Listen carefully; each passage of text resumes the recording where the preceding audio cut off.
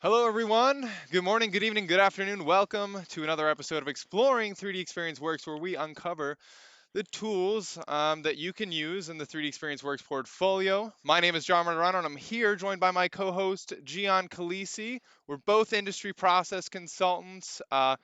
Gian, we are both in the Waltham office here. Of course, Yeah, as you said, right. In the studio. Yeah, we're in the studio right now. Two separate rooms, of yes, course, got to be two being separate nice rooms, and but COVID friendly so we can take our masks off and you can actually see our faces. yeah, we want to show you our smiling faces. We wish Of we could see your course. smiling faces too, but we can't. But Yeah, but yeah, like you said, John, we're here now once a month. We did this series last year as a webinar. Now we're a live stream, and sometimes it's just John and I running the show. Sometimes we have guests, but really just trying to be here virtually with all of our users out there and give you the tips and tricks and workflow demonstrations, anything that we can do to help show you what's possible or make your life easier.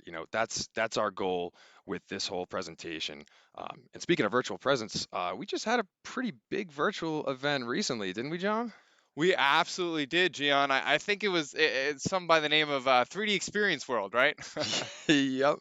So That's like, sure that's it. And that was what a fun time it was. I mean, definitely different. We miss seeing everybody in person, but so much great content, amazing presentations, and I don't know, John, what do you think was your favorite presentation? We saw so many of them. I mean, there were so many, so it really is hard to pick a favorite. But if I did have to pick a favorite, I would definitely say my favorite was the CSWE event, hosted by Mike Puckett, and That they was had really the cool. best aviation tugs. So best tugs. That was really great. As an aviator myself, and in general aviation, I really could use one of those tugs. Yeah. I just thought it was a great, and those two guys were super interesting as well. But what Totally. about you, Gian? What's your favorite session? Um, there's I'm tempted to say my own session, but I know that there were so many more that were a lot cooler. Um, I have to say, I saw so many really great technical sessions, but the Duncan Wardle session during general session when Duncan Wardle he was the head of creativity at Disney for a while. He Yes, spoke for a while. That was just so cool, like to really understand how he gets out of his own mindset to be creative and come up with new ideas. So if you haven't checked out either of those events, or if you didn't see 3D Experience World at all, go register for it. All the events are still there. You can still see them.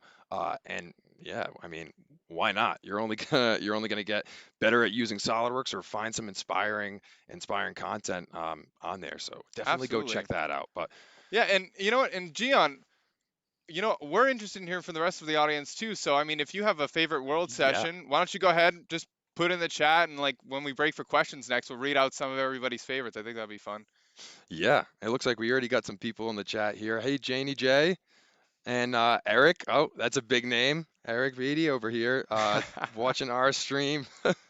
um, yeah, great to see you all here. And we have an awesome presentation planned for you today, all about design issues with some of our ENOVIA functionality. So if you're new to this presentation, or new to this stream rather, then you're probably wondering what is 3D Experience Works? What is this thing that you're about to explore with us live for the next 45 minutes or so?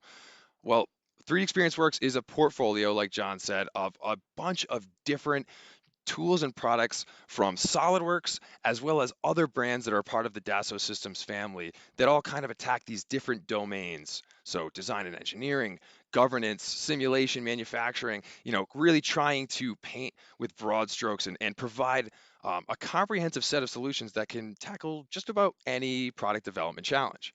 And speaking of product development, the process itself of product development in its most basic form we see as planning, developing, and releasing.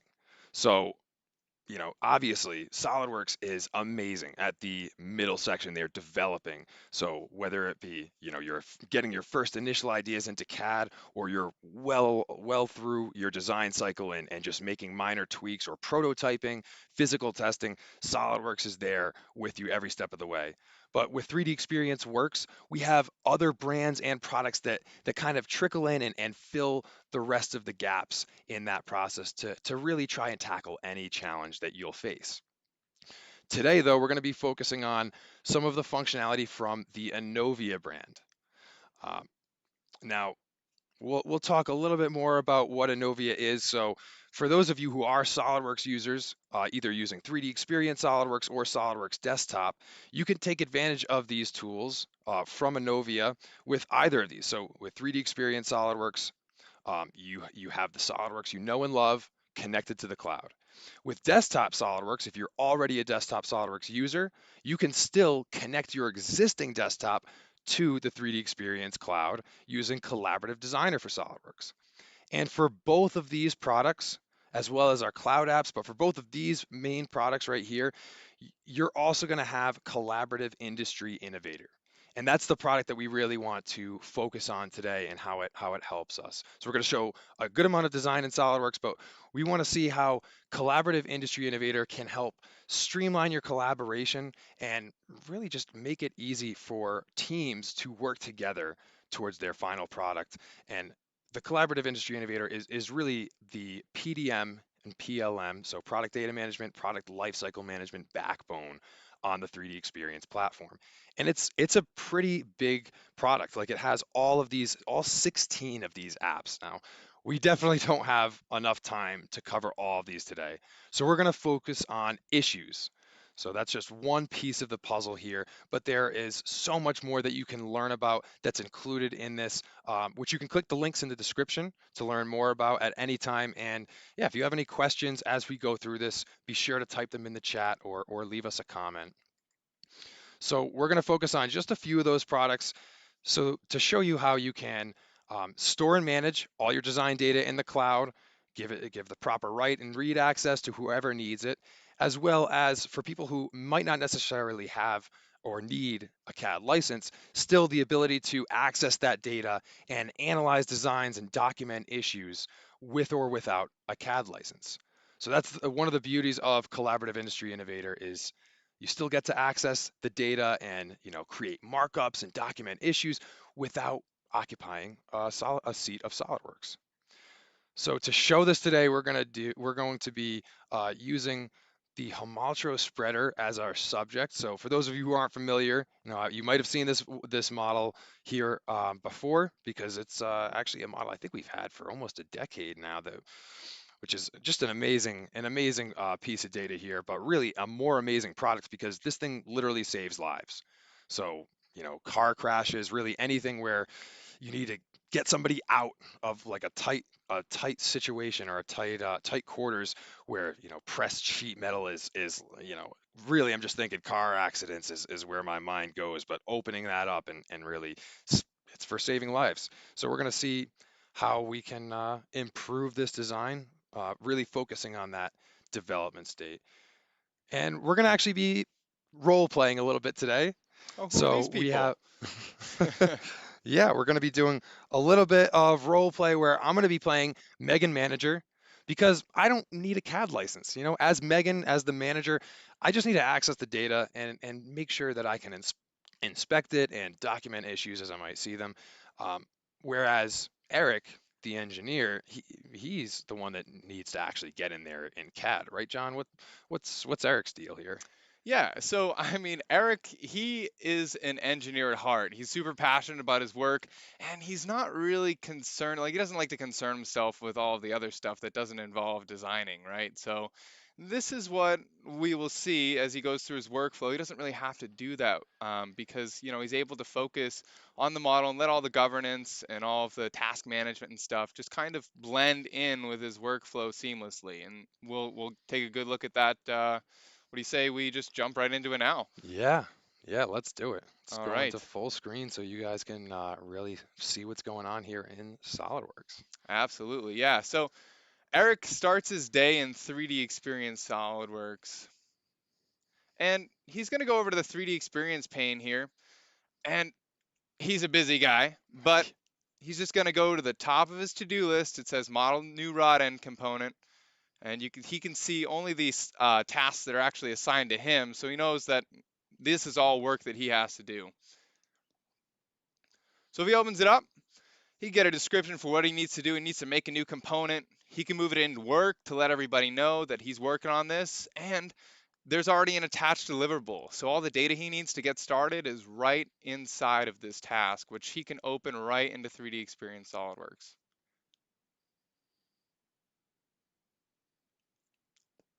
So after this loads, it's apparent that, there is a lot of work to be done. So he could toggle to a custom display state, and this way he can get a closer look. So it's important to note that even in this custom display state that all of the mates are actually maintained so we can move around that assembly. Even though those physical components aren't actually shown, those mates are maintained. So we're going to go ahead and create a new part. It's very easy to start by selecting a sketch plane that we want to actually draw on, and we could begin a new sketch. So right away, Eric can jump into his favorite tools. So these are mouse gestures, and they're totally customizable to Eric's liking. And it's important to note that they change depending on which environment he's working in. If he's working in an assembly, he'll get a completely different set of mouse gestures. Same with drawings. But in this case, he's going to opt to use this center point slot, and he's going to begin to draw the sketch. It's just a rough napkin sketch. So as he toggles between his different sketch entities that he wants to use, or his sketch tools that he wants to use, you go ahead and just get a rough outline, a rough shape of the top part of this component. From here, he'll go ahead and it's going to go ahead and just add a dimension. So you'll notice that there's a quick flash right there. And what all that What was is that? just the actual dimension is just scaling everything else that he drew, which is super important. We don't want, if we didn't draw this at the right scale initially, it's fine. Now it's all to scale, and we can continue adding those dimensions. So you'll notice as we add these dimensions, more and more of this is turning from blue to black, which just means that it's becoming fully defined. Ah, We that makes have sense. two circles here, but I only need to add one dimension because I could select both of them and this toolbar will come up and I have the option to select and make them equal to each other. And from this very same pop-up menu, seems how I'm done with this sketch, you could see it's entirely black. I can go ahead and I could hit the extrude command to bring this into 3D. So it's just a matter at this point of selecting the shapes that I want to actually extrude or the contours. And we can actually go ahead and specify the length of the extrude. And then I'll also choose an end condition. There are a lot of different options here, but for our purposes today, we want to maintain a mid-plane symmetry so that way half of the material is added on one side of the sketch and half the material is added on the other side. So now we can kind of twist our view a little bit. We got to add a couple fillets. Just a matter of clicking an edge here. It's pretty simple. Also get the chamfer option. We can update the radius of that fillet right in the graphics area and pick up that hidden edge without having to reorient our model. So we can also grab a different orientation by hitting the space bar, and I can go to the top plane very easily, where I could start another sketch. This time we want to create a cut that's going to be helpful to attach the links that will actuate the arms of the homaltro. So it's very easy. Again, we're just going to get this all defined. And then we'll go ahead and make an extrude cut. Now, this is already 40 millimeters. It's actually saved in the dialog box from last time. So actually all I need to do is hit the green check. And you could see that all of the material is now going to be removed 40 millimeters. But it's going to be tough to machine all the way down to that cut. So we'll add some fillets to help out with that. Again, updating that radius and selecting the hidden edge. So Eric's pretty happy with this top half. I think it's now time to focus on the actual shaft itself. So to do this, Eric, as we see, has the option to select not only planes, but faces, planar faces that we can then draw sketches on to then turn into extrudes. Wow, John, it looks like you barely ever leave the graphics area. Are you afraid of toolbars or something? No, I'm not, I mean, I'm not afraid of toolbars, but like, I'm kind of afraid of toolbars. No, but it's just so much easier just to keep your mouse right in the graphics area. And this is why all these little pop-ups are really helpful and go a long way into really helping us improve the design. And, we're going to see one more example of that here. because when we actually extrude it, we actually go ahead and extrude this. That's all right. Little technical Yeah, difficulties never killed anyone. yeah. All right. Well, I mean, now while I get this set up real quick, maybe we'll go ahead Yeah, I'm gonna and we check the will. chat, John. Why don't you fix this up? I'm gonna see. I'm gonna just check out the chat and just take a couple questions for Yeah. now. Um, so, yeah, it looks like we have a couple. All right, so here's a good question. Um, yeah, so which software is important for the design department? So, in this particular demonstration, we're using 3D Experience SolidWorks, but I mean, if you're talking about CAD, then yes, that's going to be SolidWorks. Whichever version of SolidWorks you plan to use. But if you're talking about collaborative design, that's when products like Collaborative Industry Innovator really shine in allowing you to, just work with others on your team and being able to point out issues. We haven't gotten that far just yet, but I'm sure we're going to get back on track in just another couple moments here.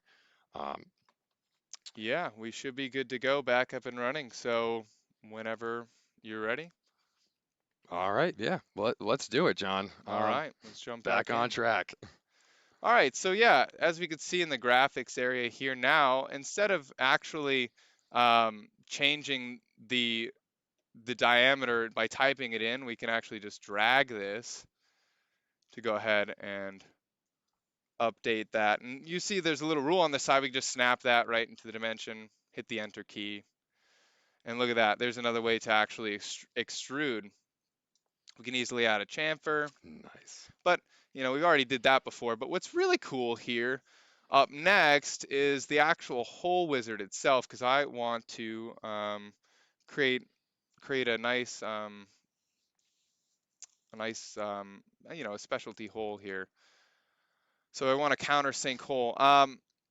So I'm going to use Hole Wizard. We could model it, but I'm actually not going to model it. So this is Hole Wizard. So anytime you want to actually create, custom holes, you can go ahead and do this right from here. So counter bore, countersink, tapped holes, things of that nature that you could model in SolidWorks, right? But why not just use the library that's available to us? And in this case, I have the end condition of up to surface in there. So it's basically, I just want to tell SolidWorks when I want this hole to actually end, and I just want it to last the entire length of the thread. So I could just easily select that top face right there. Oh, and it's going to cut right up to the face. That's really Yeah, handy. So you said any of like your standard hole sizes and like kind of denominations that you said counterbores, countersinks. absolutely. Yeah. Yeah, and it's also important to note that I could have like changed the size. I just kind of had those preloaded in there already with the size that I wanted. So the Oh, this is last thing I guess we really need to do, the last big change, is just adding a spot for our retaining ring to go. And because we've already seen a lot of these features, we'll just kind of skip over them a little bit. And then it just revolve a simple revolve cut, and that is added. So some finishing touches. Well, we could add a couple chamfers here, but we might find out a little bit later that Megan might not like chamfers, but we'll kind of circle back to that one a little bit later. But Eric's going to go ahead and add a material, so he has an entire material library at his fingertips. So not only does this change the way it actually looks, but it also changes the physical properties. So if one of his colleagues wanted to go ahead and do a structural simulation down the road to verify, he could do that as well. So Eric will find the steel of his liking, and he can go ahead and apply the settings. And look at that. It updates right away. But on second thought, look at this. I think it it's a looks a little bit little long long. here, the top Yeah. part. So should Eric be concerned, Gian, about this affecting the downstream features? I Hey, mean, I don't know. I'm just Megan. I don't touch CAD. That's your job. that's true. Yeah, well, Eric's not going to be concerned because all he has to do is click on a face here and he can just easily update the dimension change. And again, everything updates, so he doesn't have to worry about affecting anything downstream. Wow, nothing broke. That's Yeah. impressive, Eric. What was that? Said nothing broke. It's pretty impressive, Eric. I know, nothing broke. So now he'll go ahead and save this, and he has a few different options when he presses save with options. So I'll name it new rod end. The first option that he has is to release the reservation after with after the save. And what that is, if he wanted to allow his other colleagues to go ahead and use the data, he could do that as well. So he'll just go ahead and save the component, but he doesn't want to check that box because, well, he's still working on the component. He's going to toggle into the window and watch as he drags and drops this into the assembly. I mean, that's pretty cool. It automatically adds a concentric mate. Oh, And wow. obviously this isn't the right direction, so, well, it's no issue. It just flips the mate around and press the green check. So, I mean, adding mates is just super simple. So if you wanted these two faces to touch, just select the two faces and add a coincident mate. It's really that simple. But obviously, I don't think this looks quite, as where it needs to be, right? There's still some missing components.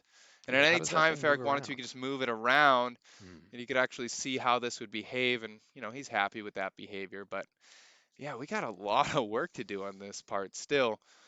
But we won't be modeling any more parts. There is, however, the link that we need on the 3D Experience platform that's saved for us. So we'll go ahead into the 3D Experience pane, and I'm just going to literally search for the link that I need.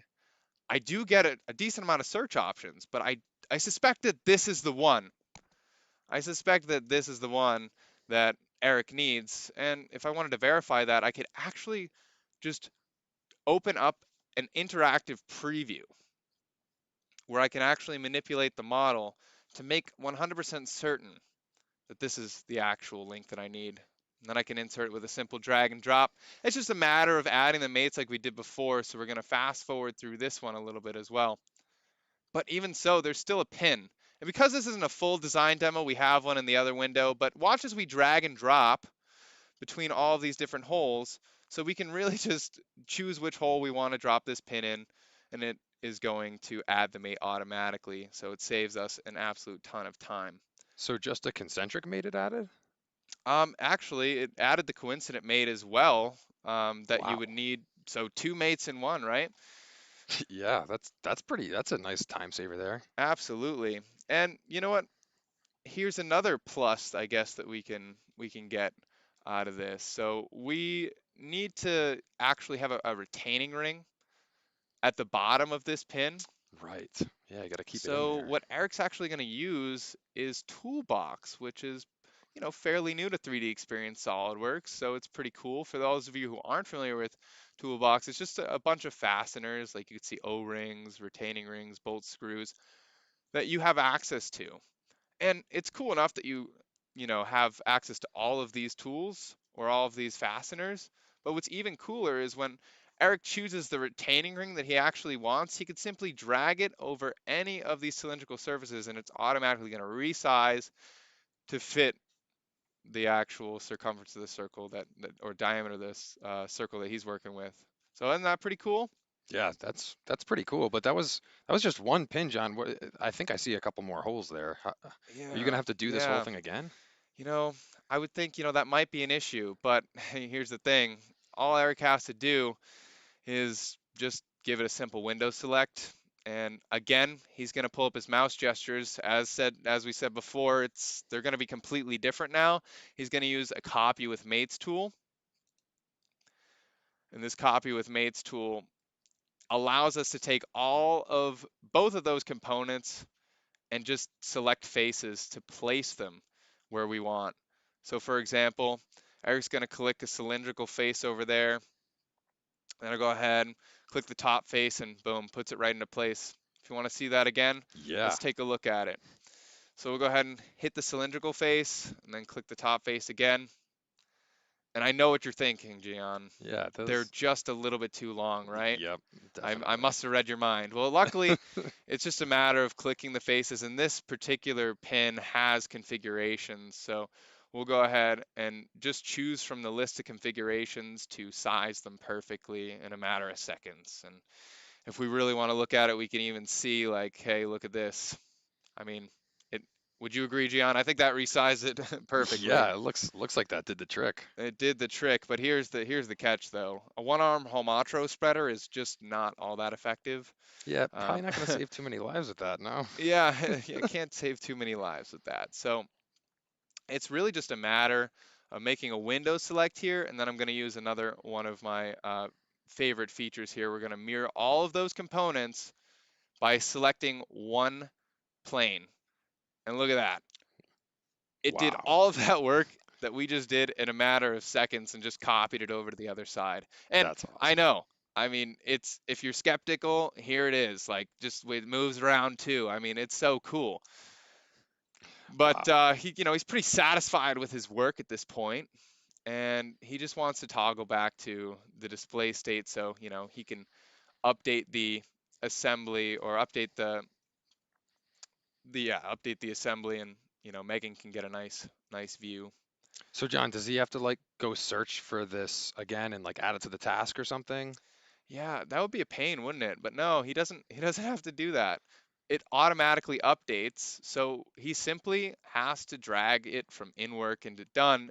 And now Megan's going to get a notification, and she'll see attached the updated model that Eric's been working on the entire time. So, I see. Oh, so because it was already attached to the task, so you don't have to do anything. That's pretty handy. absolutely. Yeah, yeah. Yeah, so I guess it's time for Megan to pick things back up, but I want to check the chat first. And John, I saw this comment come in. This was pretty funny. I guess when I I was messing with you about the toolbars, asking if you're afraid of them, Eric decided to chime in and say, John thinks toolbars are like those regions on ancient maps. Here be dragons. Here we try. Yeah, John, That's he hilarious. might be a little toolbar phobic, but that's okay. SolidWorks helps with that. SolidWorks does SolidWorks help is with the that. cure for toolbarophobia. Yes. Yeah. We'll put a new word in the dictionary for it, maybe. Yeah, I think we got. Let's see if we have any other questions right now. I saw one before.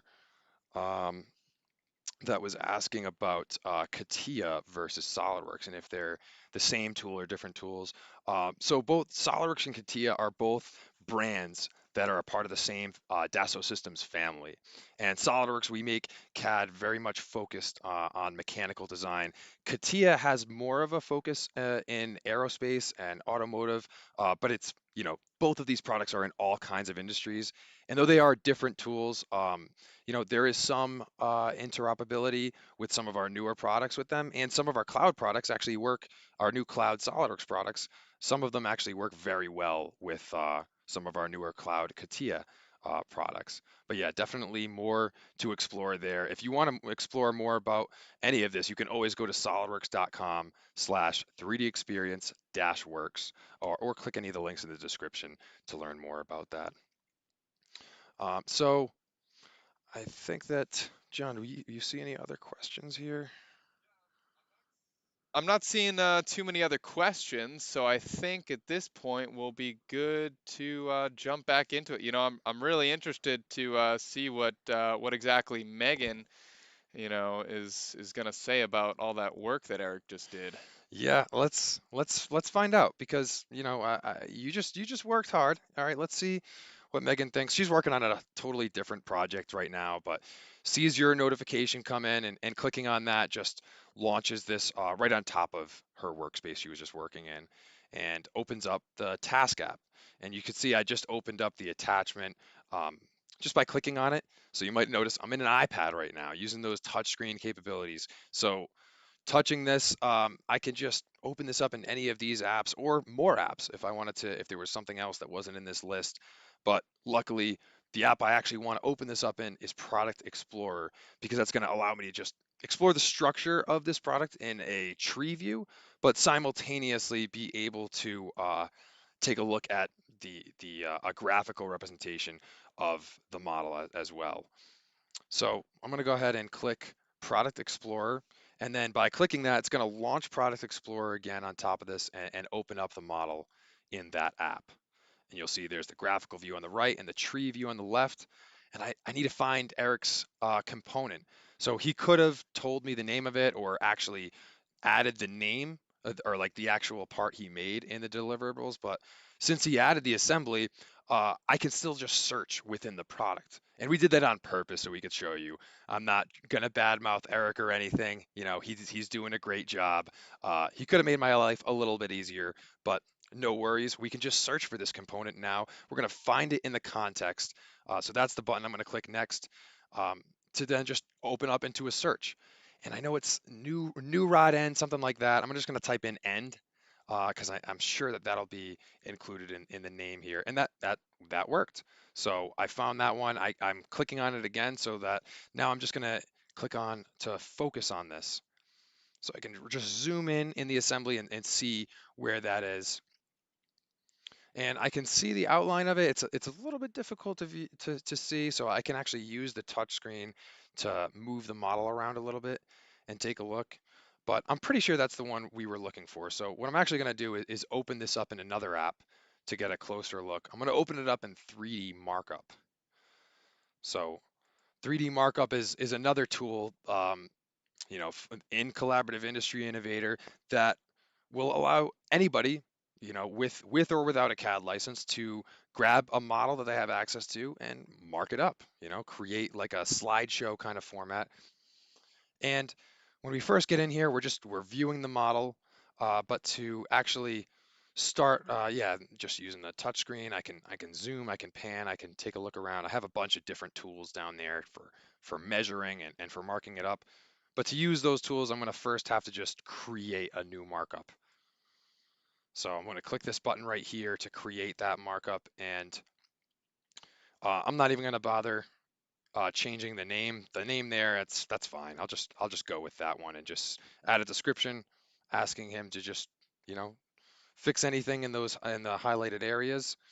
Um, and then yeah, let's actually get into this markup and start showing how we can document issues as they arise. So the first thing I see is that shaft looks a little small, and I measure it. It's 28.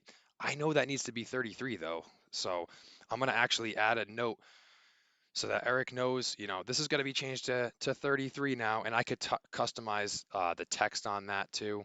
Um, I thought we talked about that in an earlier meeting, Eric, but I guess we all make mistakes. I guess I didn't get that memo. Must have been sent over email or something. Oh, probably. Maybe I should have sent it to you through the platform then. Probably. But that's cool. So we got that one issue that we want changed. We have that documented now, and I can add more slides as I'd like. So I'm just going to click that slide button to add another one, and then I can zoom in.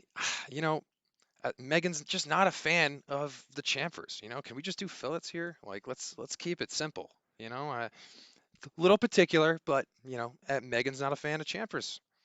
So, all right, those are all the changes we want. Obviously, we could have documented a lot more and really tore Eric's model apart here, but I think it's sufficing. So let's just get those two things changed quick. And now, how I want to communicate this to Eric really depends on a couple things. So I could do this in two ways. I could either create an issue, which you see in that one button I just highlighted, or I could create a change action. And we're going to be talking about issues today because we're in the development phase. The change actions are more geared toward a product that is released, maybe currently on the market that you either need to create a change to that existing product on the market, or maybe you're creating a new revision for a different version or configuration of the product. But it's really when a product is in the released state and you need a change, that's when you'd use a change action. But if the product is in development still, if it's still in work, then there's no reason not to just use an issue. And one of the great things about this is that anybody who has access to the design data and who also has the Collaborative Industry Innovator, they can all raise issues. So not just managers. Eric could raise issues. Our other teammates in this on this team could also raise issues. So I'm going to use an issue here. I'm going to jump into an issue, and I'm going to just leave the name. My recommended resolution is to just update that shaft diameter and change that to fillets. I'm going to mark it urgent because I want to see Eric sweat a little bit. And oh yeah, I'm already the owner on this. I could change the owner, I could add co-owners, and the assignees are, this is actually automatically added. Eric is automatically added because he is the owner of that assembly itself. So that's why he's automatically added, but I could search and find somebody else. I could assign it to myself right there, but I'm going to leave it for Eric. And yeah, now we just have this attachment here. That's the 3D markup we just created. And then this other option down here, which is uh, it's another option that I can just check this if I wanted to give Eric the option to approve or reject the issue. So if I wasn't sure if it was an issue and I was like, hey, Eric, can you investigate a little bit? I'm not sure if it's an issue, but just let me know if it is or not.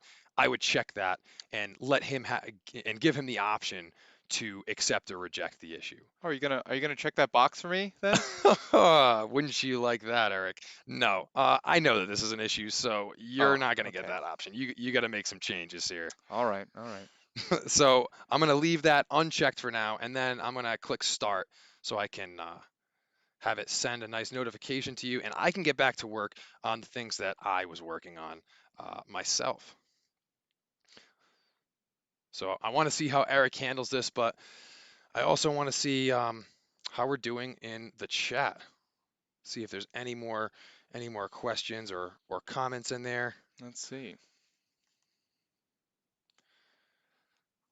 Yeah, we got a question from Janie J. The object is a robot hand. It's the Hamaltro Rescue Spreader. So it is the jaws of life, and basically those two arms. You from the closed position, you can put it into like a small crevice where something is damaged, or like especially car doors, like they'll kind of jam it in there. And then, uh, John, you said it's hydraulic, right? It's Yeah, it's hydraulic pressure. hydraulically Yeah, actuated. that drives that drives the rod, the rod end that John just made. That the rod end is that's just well, it's quite literally the end of the rod that's being driven, and as that rod is driven, it opens up those two arms to then, hopefully get somebody out With an of a extreme car. might, I might add. It is Extreme it what? is yeah, it is so powerful, Oh yeah. enough to, as Gian said earlier in the demo, to really open up like crushed metal from like car accidents and stuff when like doors are impacted and stuff like that. So Yeah. yeah, but great Yeah. Got, question. got another great comment here from Eric. Gian and John, email is so 20th century. Use the platform. Yeah, I mean he's not wrong. Hey, it's He's it's not. I mean, we it's do save a little bit of time and I some mean, save a Gian, little I gotta confusion. say, I mean, if Eric had gotten that and a notification on the platform, I don't think we would be in this situation right now making the change. But luckily, it's not even that hard to make this change. But I think we're good on questions, right? Yeah, yeah. Let's keep it going. Let's see how Eric is gonna make this change that Megan is asking of him now. Yeah, let's see just how good your modeling skills are, Eric. Yeah, we'll put those to the test. So Eric's now working on a completely different. I mean, you saw how busy Eric's schedule Yeah, was. he had a lot of tasks. A lot of He's a busy guy. tasks. He's in a completely different thing. He's working in XDesign right now, which is completely cloud-based. And this is just a little something, something, he just whipped up, but nothing, no big deal. But he sees the issue, and he gets access, he gets a notification right away that Yeah, it he looks can like you click got on. The reason two. why there's two, Yeah, why is that? yeah, it's because Eric's also the owner on the model itself, so that's why he would get. So if you were the owner Oh, of the actual the product or the physical product itself, then you'll get an extra notification. But he just so happens to the one to be also managing this issue, so that's why he gets so two. that makes sense. So it seems like if you're the owner of a model, you want to know when issues are arisen on that, Right, but you also want to get a notification if the issue is assigned to you. So he gets right. one because he's assigned, and then one because he's the owner. Then, right? Exactly. You Okay, are exactly I right. see now. Yeah. So Eric's going to click on this notification because, I mean, he just can't fathom that he made any sort of mistake. He's just like, what? I don't think so. I don't think so. And when he does this launches issue management. And Eric could simply continue to work from, just this launched app right here, but he can also has the option to pin this to his dashboard. And that is really if in the future, I guess, if somebody else sends him a notification, he could simply just pin this dashboard and then he can come back to it later. So this opens up a dialog box where Eric is now going to select which tab he'd like it to be on, which makes sense that he adds it to the issue management tab. So obviously you could see all of his issues. He's pretty on top of his stuff, so he's only got one issue in there. And he knows he's going to need to do some work on this, so he could just move it in work. And this gives a notification to Megan that, it acknowledges the fact that he has received that notification, and it gives Megan a notification letting her know that he actually started working on it. So we can also explore the attachments here because he's still looking for more details, and he actually sees that this is the markup that Megan just made. So he can launch this again without having to explore or search for any apps. He launches this right away, and it's as if they were together because this is the exact view that Megan was looking at. And if he wanted to be 100% certain, he can view this in a PowerPoint view. So Oh, it's nice or presentation mode. So it's kind of Sweet. like a PowerPoint, right? Slideshow, Yeah. where he's just can move back and forth between both of them. So he needs to make that 33. And he needs to change this to fillets. There's really no room for misinterpretation here. He won't make this mistake again now because Megan let him know on the 3D Experience platform. So right from within here, he can actually see the items that this was reported against. So he'll launch this data right from here. Because remember, he's now working on the platform. He's no longer working in 3D Experience SolidWorks, but he can launch 3D Experience SolidWorks right from the platform. So we'll just kind of fade to there, and we can hide our yoke again. And Yeah. we can actually just edit the component that needs to be edited right in context of the assembly. It's just as simple as adding or changing one dimension, and in the same little window here, we can also change those from chamfers to fillets. He's done with this one, but what about the inner wall that houses that shaft? The other component. Well, we got to edit that too. So it's pretty easy to do that as well.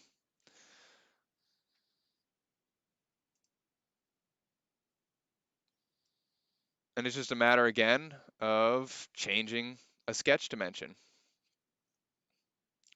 Wow. You're making this look a little too easy, Yeah, I Eric, mean, there's really no design challenge that anybody's going to throw at me. And, I mean, if I knew it'd be this easy, I would have pointed out a lot more stuff I didn't like, but yeah, all right. Well, maybe that'll be no, sorry, another one. Megan is. Not me, not me. Yeah. I'd never do Oh, that. Megan, of course, of course. It's just Megan. So yeah, he toggles that back to the display state, and again, he can give this a save. And once he saves this, it's gotta save all of the configurations and everything. So all the configurations of the bolt and everything, it's going to save up to the cloud. There's the Right. open jaws configuration that he has. Nice. So once that's entirely saved, again, this is going to be now updated absolutely everywhere. So for example, when he goes back into issue management and launches from his favorites, issue management, and Megan goes to look at his work, she can open up the model, again, an updated model right from within issue management if she wanted to, and everything is up to date. So he doesn't need to reattach anything. That's Wow. So exactly what he's going to do. He's going to launch the platform again. wow. So it looks like it's really easy for you to just like jump between like desktop and the browser, huh? Like Yeah. seems Yeah, pretty it's really simple. easy to jump between desktop and the browser. And, if you have two monitors too, it makes it really, really Yeah, simple. And, I bet. all that's left for Eric to do is just open up and, issue management and move this into an approval. Right. He can't move it into completed because Megan's got to Right. complete She's the got to issue. approve it, right? Yeah. All Yeah. right, But let's I can let Megan know now that I've completed the changes that she's asked me to make. And, I'd say it's an urgent notification. I'd say I did that in a pretty urgent manner. Yeah, So, I'd say so. And the great thing, one of the things I love about this too, is that say you weren't able to put it in approval, like you ran into some issues, you could just like comment right on the issue, right? yeah, Like, and just communicate with Megan through that. exactly. There are so many different ways to communicate. It just really makes it easy to, you know, and it also makes it really hard not like to mess things up. Like, we're not worrying about, like, managing a bunch of different email threads. Right. But yeah, I mean, I think at this point the ball is kind of in Yeah, it's Megan's court. definitely back in Megan's So court. But I think, before we see her, what she's gonna do with this, I do want to check the chat quickly. Oh, that's a cool comment. Okay. JP Emmanuel, thank you for putting this in here. He said the cool thing about the Himaltro is that it uses mineral oil rather than hydraulic fluid, oh, which is pretty crazy. And he said which is hazmat. So it's interesting that they'd use such a hazardous material in wow. saving someone's life, but I'm sure there Wow, must learned be some something type of new. I mean, engineering that's reason cool. I for it. think we'll have to research a little bit more about that. Thanks, JP. Yeah, yeah. And oh, and Eric talk just discussions going on in the chat. Thanks, Eric, for letting everyone know that we've been using this Himaltro spreader as a data set for almost 20 years now. Almost 20 years. Yeah, I thought it Wow. was just around 10, but I Wow. stand Oh, corrected. wow. Yeah, that's like what, you and I, maybe 3 or 4 then. Yeah. Yeah. Let's see. You see any other questions, John? I'm just pulling it up on my iPad over here. Love Yeah, these I'm mobile also devices. pulling it up. Let's see. It looks like we had one about 3D experience for students, and thank you to our helpers on the back end who answered that question. There is a link that they put in the chat for Drumil. Drumil, I'm so sorry if I'm mispronouncing your name, but you asked a question about how 3D experience is useful for students, so definitely check out that link. There are quite a lot of options for students and now makers as well. Excellent. Well, Gian, I'm absolutely dying to know what Megan has to say now. I mean, she has to be happy with this I one. know, especially if Eric Beatty is in the chat is saying so many design changes. Is it Megan Manager or Megan Medler? Wow, I'm glad we have so many comedians on our stream right now, actually making us laugh. Yeah, I guess you could call her Megan Medler in this situation. But yeah, let's see what Megan Medler comes up with now. Let's see what she thinks. All right, so we're back on the iPads still. I see the issue notification come up that Eric put that in approval. So I just clicked it and I was actually already in issue management. So you can see some of the other issues I had going on here, but I'm just clicking to the 3D markup. Um, and then as I click on it, I get this little option here and I want to I'm going to click the open one so that I can open up this 3D markup. And since I didn't expect Eric to make a new revision, then I should see it update instantly here, which I can confirm now with using the dimension tool. That's 33 millimeters again, which is perfect. It's exactly what I wanted to see. And I can even customize how that dimension looks so that if we want to review later, I can see I'm going to highlight it in this green color so I can say, okay, yeah, Eric did his job. He changed it to 33, so we're good. I'm going to make sure that's green. And yeah, let's just see. Did he change the fillets now though? I know that was kind of a nitpicky request, but let's see. Let's see if he did it. Oh, wow, he did. Look at that. Beautiful curvature there. Who doesn't love a nice fillet?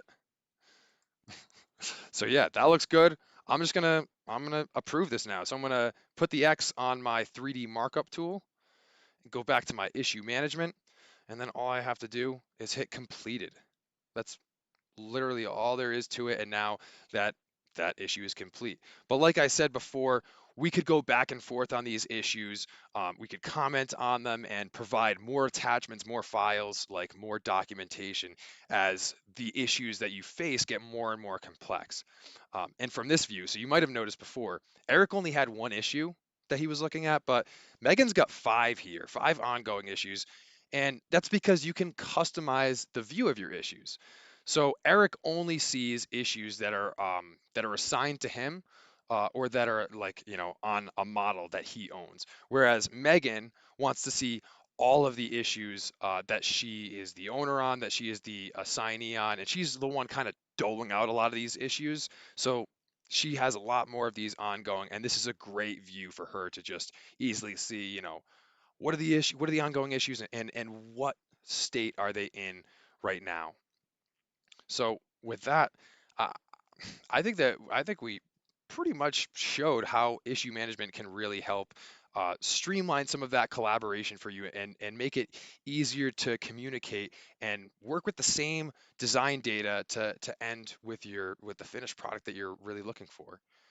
So with that, John, whenever you're ready, I think that we can start to wrap things up. Maybe give a little high level overview of what we saw today.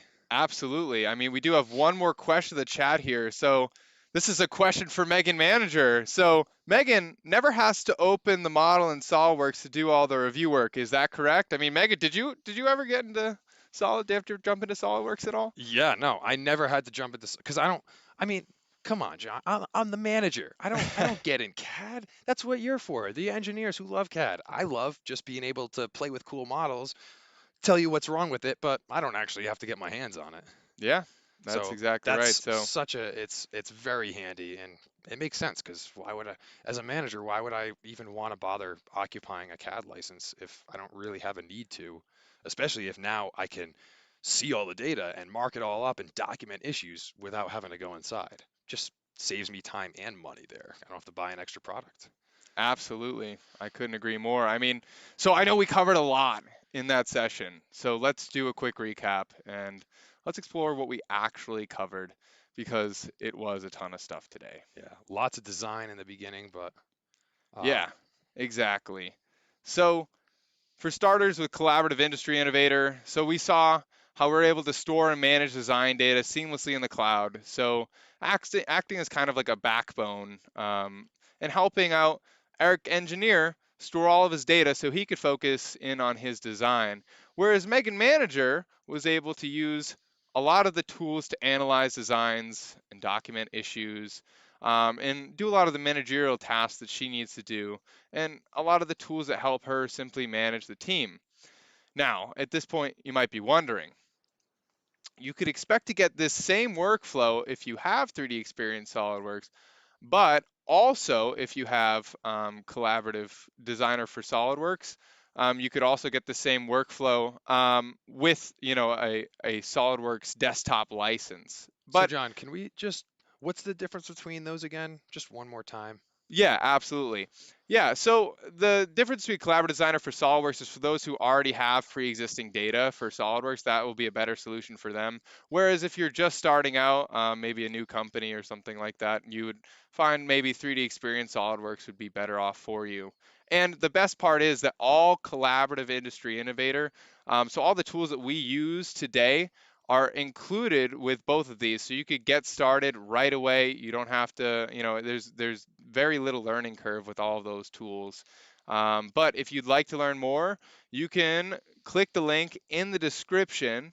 And before we send you on your way, we do want to give a special thanks to Sarah Zuckerman and Brad Williamson. I mean, they have been superstars behind the scenes for us, helping us communicate with you and helping everything run smooth on the live stream. So Yeah, we big can't thank you thanks to guys them. enough. And for all of you out there, tune in again April 1st, 2021, where we'll have a special guest, Jordan Tadich. And I don't know if you can tell, but that's not his actual hand, Gian. Oh So wow, that'll could have be fooled me. It almost maybe a little bit of foreshadowing of what we'll be covering next time, but definitely getting our hands on some 3D sculptor. So be 3D sure to join sculptor. us on April 1st. And again, thank you all so much for joining us. We can't wait to see you again April 1st. Yep. Have a great day, everyone. See you soon.